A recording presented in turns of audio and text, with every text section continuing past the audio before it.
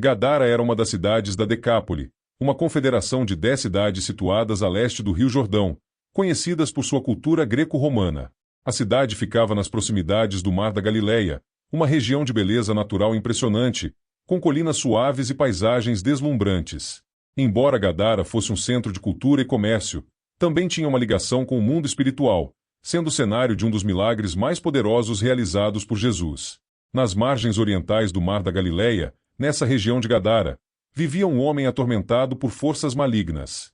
Longe do convívio humano, sua morada eram os sepulcros, cavernas escuras escavadas nas encostas rochosas.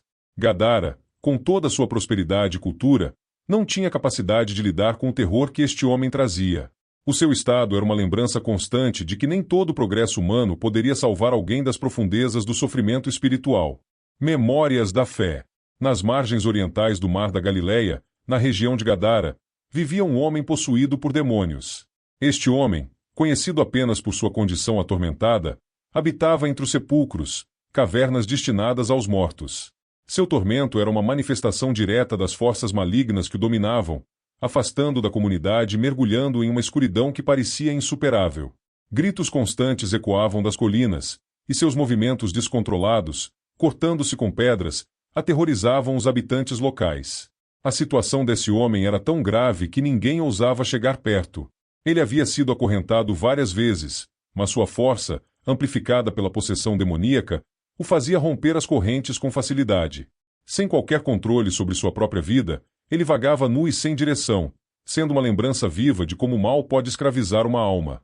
Sua existência, uma vez compartilhada com a comunidade, agora se limitava a cavernas escuras, destinado ao isolamento e à miséria. Então, em meio a esse cenário de desespero, Jesus atravessou o Mar da Galileia com seus discípulos.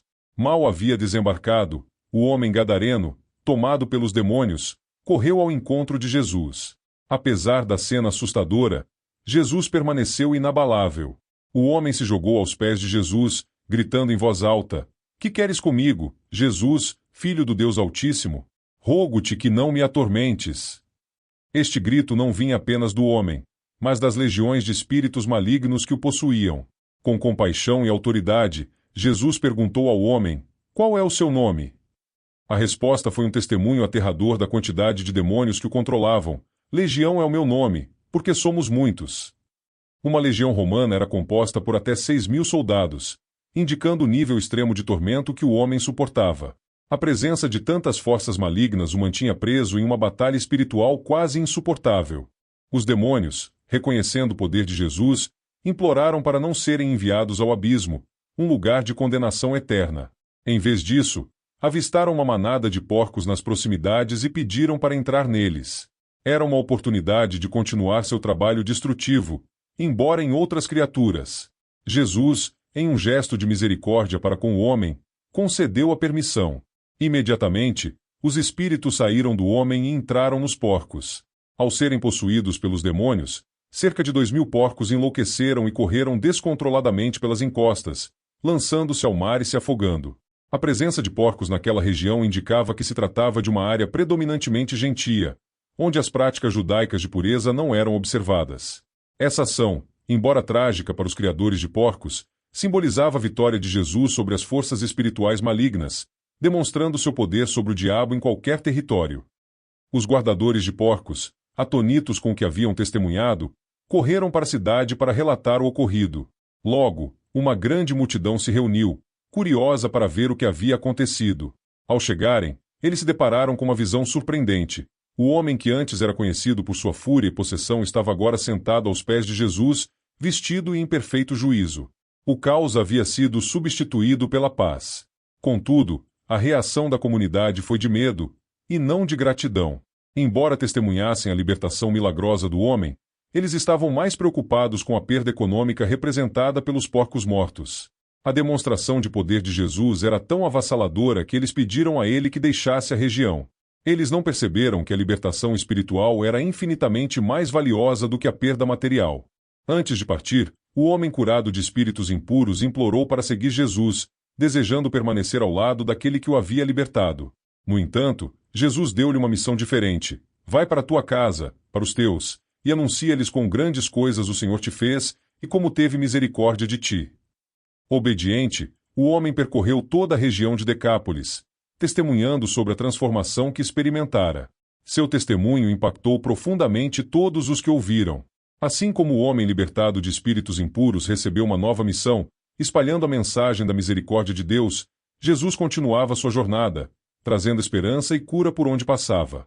A próxima parada de sua missão foi Cafarnaum, a cidade onde ele já havia realizado muitos milagres. Lá, um pai desesperado buscava por um milagre semelhante para seu filho, Miguel, que sofria de uma doença misteriosa. Na antiga cidade de Cafarnaum, às margens do mar da Galileia, vivia João, um pai aflito. Seu filho Miguel, de 12 anos, estava sendo consumido por uma doença misteriosa que os médicos não conseguiam diagnosticar. O menino sofria de convulsões frequentes, correndo o risco de se ferir gravemente ao cair perto do fogo ou das águas rasas do mar, o que deixava o coração de João cheio de medo e desespero. Cafarnaum, conhecida como a cidade de Jesus, era um próspero centro de comércio e pesca. A cidade atraía viajantes, pregadores e mercadores de todas as partes. Também era um dos principais locais do ministério de Jesus, onde ele ensinava nas sinagogas e realizava muitos de seus milagres. João havia procurado ajuda com curandeiros e médicos, mas ninguém conseguiu aliviar o sofrimento de Miguel. Um dia, João ouviu a notícia que acendeu sua última esperança. Jesus de Nazaré, o homem que já havia curado muitos na região, estava de volta a Cafarnaum. Conhecendo a fama de Jesus por seus ensinamentos e milagres, João decidiu que Jesus era sua única esperança. Ao chegar à casa de Pedro, onde Jesus estava hospedado, João encontrou uma grande multidão. Desesperado, ele conseguiu chegar perto de Jesus e clamou: Senhor, tenha piedade do meu filho. Ele sofre terrivelmente, e ninguém em Cafarnaum consegue ajudá-lo. Jesus olhou ao redor para a multidão e, com tristeza, disse: Ó geração incrédula e perversa! Até quando terei que suportar tamanha falta de fé? Tragam um menino até mim. Miguel foi trazido diante de Jesus, que fechou os olhos e fez uma oração silenciosa. Com autoridade divina, ordenou: Espírito mudo e surdo, eu te ordeno, deixe este menino e nunca mais volte. O garoto teve uma última convulsão violenta e caiu no chão, imóvel. O silêncio tomou conta da multidão, pois muitos pensaram que ele havia morrido.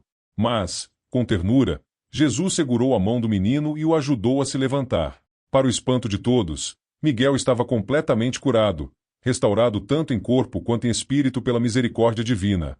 A notícia da cura de Miguel rapidamente se espalhou por toda Cafarnaum e pelas aldeias vizinhas. A cidade, já conhecida pelos milagres de Jesus, ficou ainda mais marcada como um lugar de profunda fé e transformação.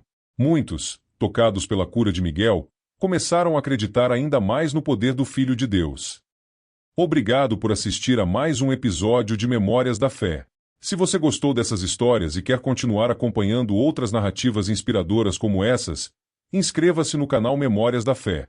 Não se esqueça de curtir o vídeo e compartilhar com amigos e familiares para que mais pessoas possam ser tocadas por essas mensagens de fé.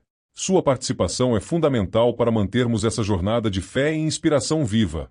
Até o próximo vídeo, e que a paz de Cristo esteja com você.